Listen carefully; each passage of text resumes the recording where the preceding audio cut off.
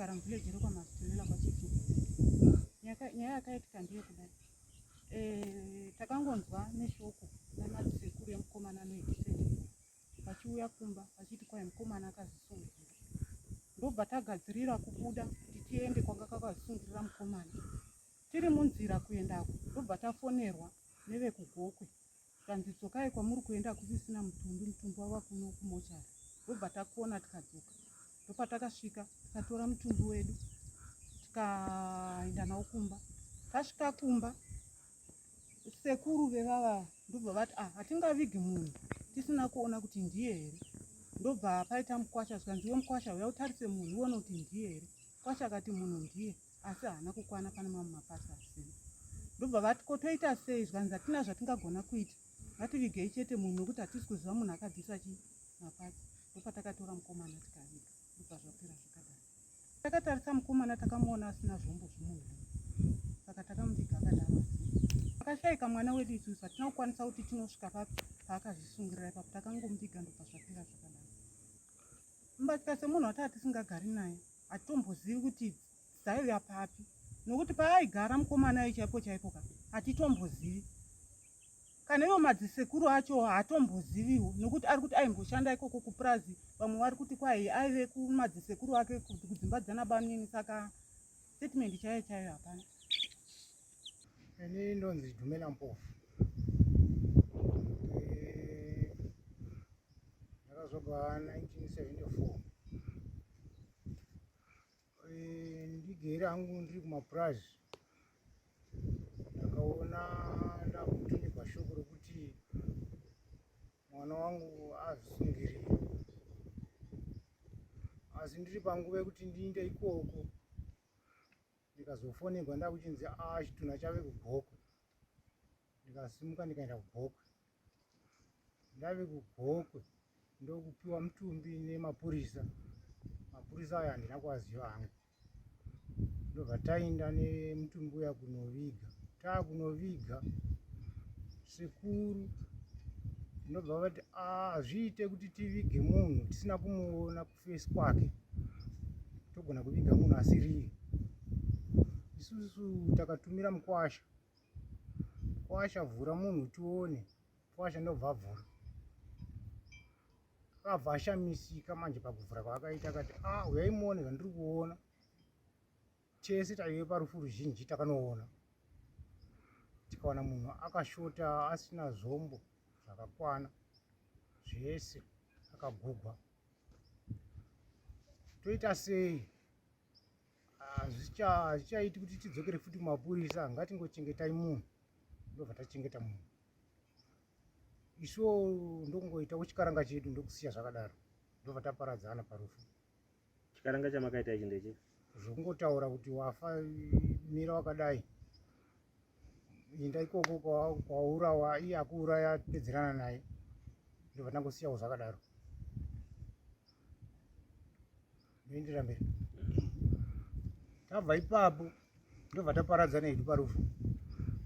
Inini ndakarivara hangu ndakarivara. Ndikaona mapurisa ekwaMambo akusvika pano. Wasungwa iwe uri kudiwa kupi kwaMambo? Ina ndakwanisa kubvunza kuti ini nhau yei? Ndakangoenda kwaMambo. Ndinosvika kwaMambo ndakanosangana nevamwe varume.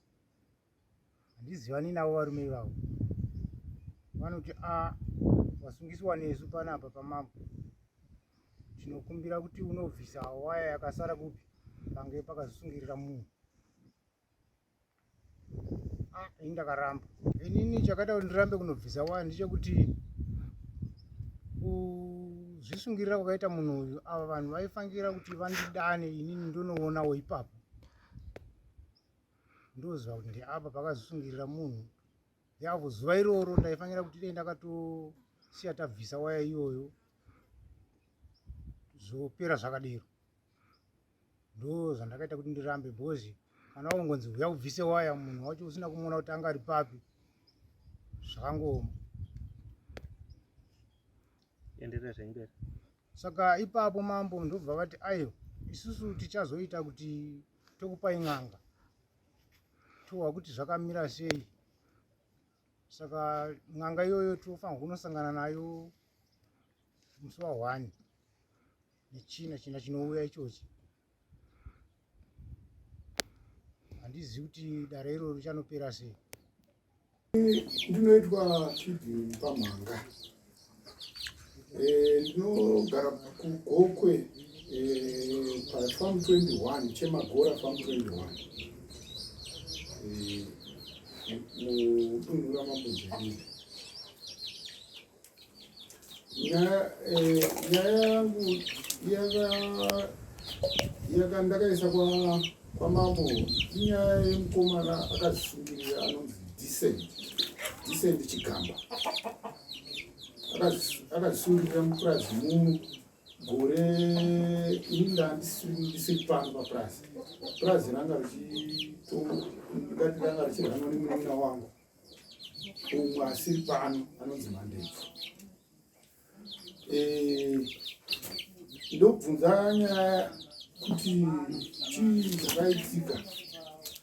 Vanotaura kuti mumwe akaonekwa nemunhu aitsvaga munhu wekwamapolisa kana kuti wanamoyo, akauya kuhomestead kuzotaura kuti pane munhu wandaona akaita sei, akazvisungirira musoro. Ava munin'ina ndopavakaenda vakanoonawo zvechokwadi, vakafonera mapurisa akauya. Mapurisa auya pano, vakaenda vakanoona nzvimbo, vakanoona munhu uya, handizivi mafake finding avakanga vachiita ikoko, I don't know. Kusvika mapurisa akakombidza kuti suicide, vakatakura chibhodhi kare. Saka zvakaitika ndisipo, asi indakangofunga kuti zvinhu zvese zvava zviri clear. Chakazoita kuti tozoziva kuti munopurazi mune tragedy. Pane savhira wangu anoita zvezinata anonzi Mafembo, anga auyawo kuzovhima munopurazi. Akandifonera kuti ko mabharabhara, ndikati mabharabhara ari kuoneka. Ndikanzi aiwa ndikuda kuti ndizodaidayo tione kana tikakwanisa kubayirwa. Ndikati aiwa uyai. Akauya takaita 3 days tiindaye munopurazi achizama kuti asiwo mabharabhara akanyumwa, asi hazvina kuita saizvozvo kuti akabaya bharabhara. Asi akazonditi ndine kadzi yandiri kusangana nayo 3 days dzakarara muno mupurazi mako, pane chitsvuku, mune munhu akazvisungirira mupurazi. Ndikati ihambeni, ndakangozvinzwa, ndakafunga kuti vamume vakadii zvese. Zvikati muti wemunhu iyoyo wakatemwa here, kana pane zvikaranga zvakaitwa zvakadii. Ndikati inini handizivi, chiregai ndigoenda sei ndivadenze. Anga aripo munun'una wangu anonzi Mandebvu. Pane nyaya yandasangana naye panapa kuti munopurazi pakaitika zvinhu zviya izvi makazodii. Zvikanzi titakangoti hama dzacho dziri kuzotema kuti dzikapedza kuita dzodzoka dzopedza chikaranga, asi hadzina kuuya. Ko saka makatadza kuita follow up nezvazvo sei. Titaka kuti ndizvo.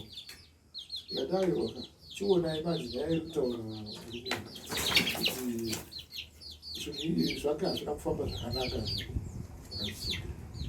Aisa nyaya kwaNjelele. Mapurisa ndakati waifanira kana vakaona izvi waifanira kuti paitwe interrogation kana pakatovhurwa nyaya yakatotanga kare kare kutsviridza. But vari kunzi vakatiwo isusu munhu akaora, because munhu akawanikwa after 7 days, kuti tiite report back. Aiwa, ngatingowigai kasi tiite send back to send vanhu vakaita zvinhu izvi. Saka ndopandakati kuna Mambo, ini hatina chandinoziva. Munhu chandinoziva aiwe mujambanja, aigarawo kune rimwe purazi, akazvisungirira kune purazi. vanhu ava vawiga munhu wavo vaifanira kuuyoti mamuti. Saka zvikanzi havakwanisi kuti vatemeka vari kuti vakabvisa chii. Ndo zvakazoita kuti mambo vaite probe iri kuti no chirega tinyasozvisisa vakadeedza zinata. Zinata yakauya yakati clear isusu vanapamhanga yakati ava vana mhosva munhu uyu akazvisungirira. Yes, akazvisungirira akatokwana nekuda kwemhepo yekupi kudzinza kwana chigamba kwakanzi kudzinza kwana chigamba duku kune nyaya dzese idzi. Iye chigamba akanga ari pakanzi kana uchida ndoda kuti ndopa 3 days otitora tiende pagora ramakawiga munhu iyenu. Zvombo izvozvo zviripo zviri kuseenzeswa muyi zviri kutoseenzeswa nemuhupenyu izvozvo. Saka ibi kuri kunzi zvombo izvi zvakatorwa neukachigamba here kana zvakatorwa nemumwe munhu?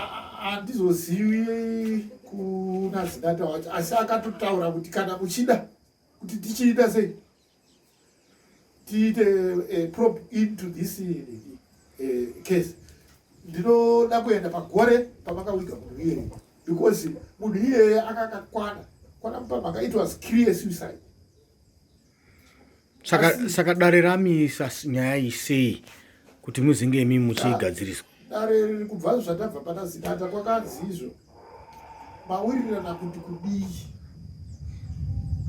Tikati hapana chatawirirana asi kuti isusu takiriwa zvavanga vachitipomera isu kuti tisu takabvisa zvake zvakiriwa kuti hatisiri isu. Saka ivo havasina chikodzero chekuti vatadze kuuya kuzopedzisa chiwanhu chavo kupi kupurazi. Vari kufanira kuti vauye kuzopedzisa chiwanhu chavo. Kubva pekutanga vakanga varipo here pakaturunurwa munhu uyu muti? Pakaturunurwa munhu mumuti kunzwa kwandinoita nekuti ini ndaive ndisipo, aive aripo munin'ina wangu madebvu. Ndiye ari kuti munhu aonekwa uku havana kukwanisa kumuidentify, asi aive nedemo raakasiya akochekera pamuti. Paakadzikiswa akaiswa mukofini yemarata yemapurisa ere, demo riya rakaiswa pamusoro. Saka hama dzake vana Silemba vanga vaigara naye kuko vachitoti mukomana wedu tine mukomana watiri kutsvaga atione 5 days tisingamuoni. Saka patanzwa kuti kune munhu azisungirira kwamupamhanga uko vakauyawo pano, but unfortunately vakasvika mapurisa atopedza chikamu chekudzikisa munhu uko. Ivo vakasangana navo parodhi, handizivi because ndandisipo. Munhu aikwanisa kuzvitaura munin'ina wako iyeye asipo. Hanzi sekuru wacho ndo pavangaona demo pamusoro pekofini vakati demo rangu rine muzukuru wako. Vaziva kuti muzukuru wavo iye akanga azvisungirira. Ndo pakatakurwa akaenda kumochari vakazivisa dzihama dzavo dzakachigamba. But kuti iyewo munin'ina wangu akaitawo follow up kuti munhu ashaikira muno zvaari kunouigwa rega ndidii izvozvo handizivi.